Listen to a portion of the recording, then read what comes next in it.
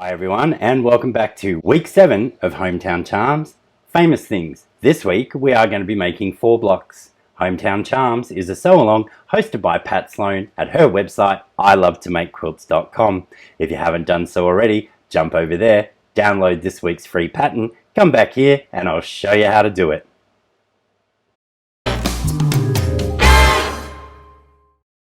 This week we need to make 4 of the same block, and what I have here is pieces to make 4 at a time flying geese, a traditional flying geese, and the trunks of the tree. We're going to start with the trunks of the tree, which is sewn together as a simple strip set. Let's go.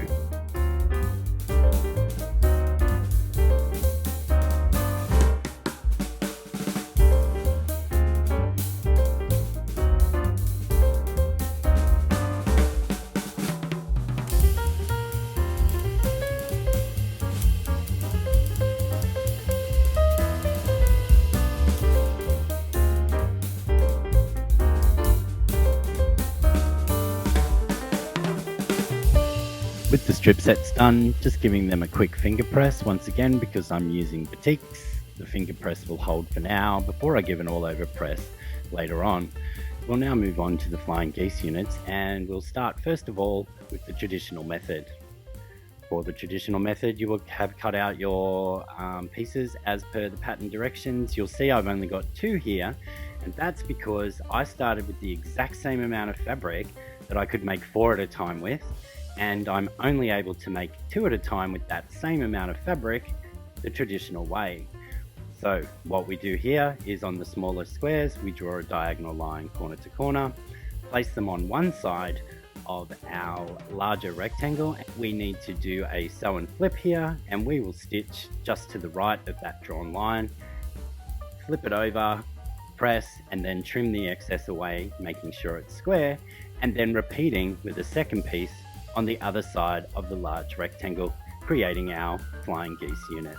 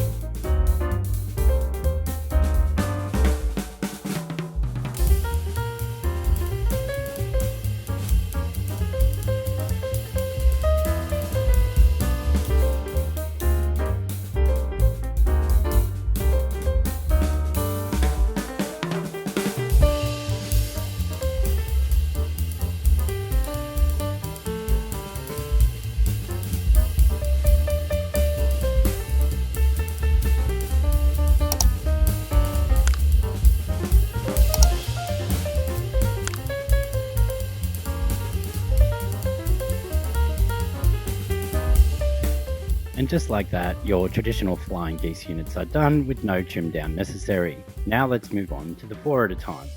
I asked last week if you would like me to do a detailed tutorial, and you answered, and I will be doing that in the coming days, but for this video, we'll just gloss over it once again. You take your large square and 4 smaller squares. On the smaller squares, draw a diagonal line corner to corner. Place 2 of those across the large square, maintaining the diagonal across, and sew 1/4 of an inch each side of the drawn line. Trim that down, press the peaks up, it'll look like a heart shape. Then place the remaining squares on those pieces again, pointing towards the corner, 1/4 of an inch on each side of the drawn line once more. Trim down the line, press, and then finally we'll trim the shape.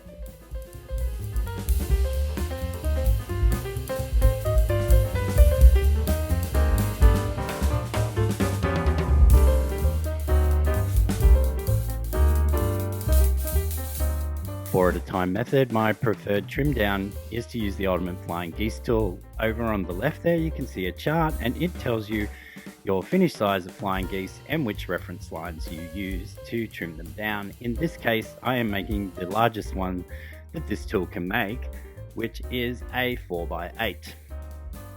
You line up the reference marks and trim 2 of the sides. In this case you could trim all 3, but I'm still only going to trim 2. You rotate the block and the tool and you do the final trim. In my previous videos I have also shown you how to trim these units down from the 4 at a time method with a standard ruler, and I'll add that in the next video that I am making as well.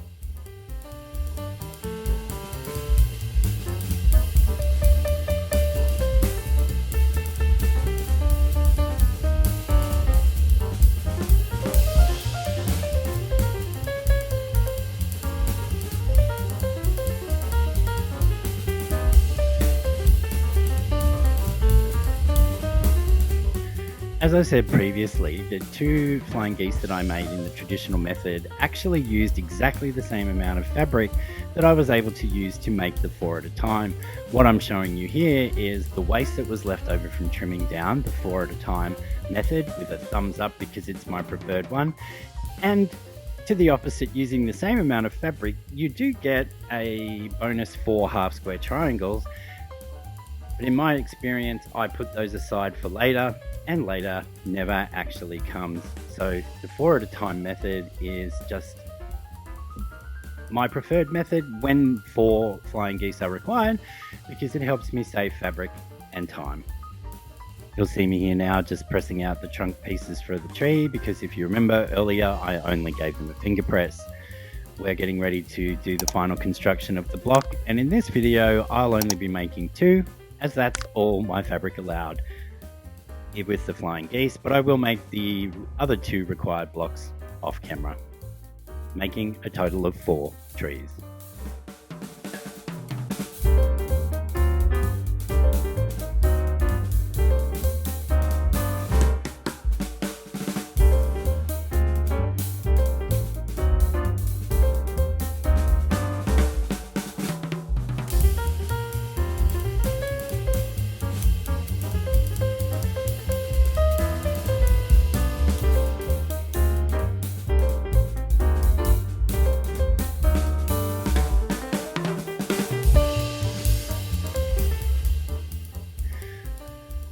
After sewing those, clip the 2 units apart, and what I'm showing you here is how to maintain your point. When you're sewing along, if you make sure that you sew just to the top of where the 2 lines from the flying geese unit intersect, you'll have a perfect point every single time. In order to press these and get them as flat as possible, like the small tree on block number 1, I'm just going to clip either side of the peak of the flying geese unit so that I can press my seam allowances in opposing directions to get the flattest block possible. We'll then just add the trunk to the bottom of the tree and our blocks will be done.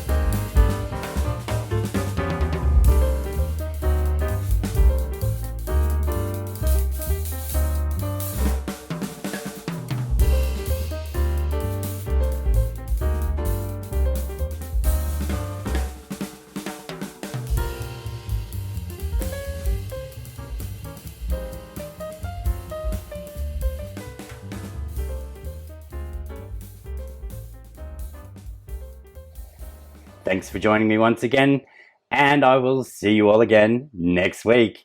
Remember, if you haven't done so already, click the like button, share the video with a friend, show them what I'm up to, and and subscribe, but make sure to click the notification bell so you don't miss a thing.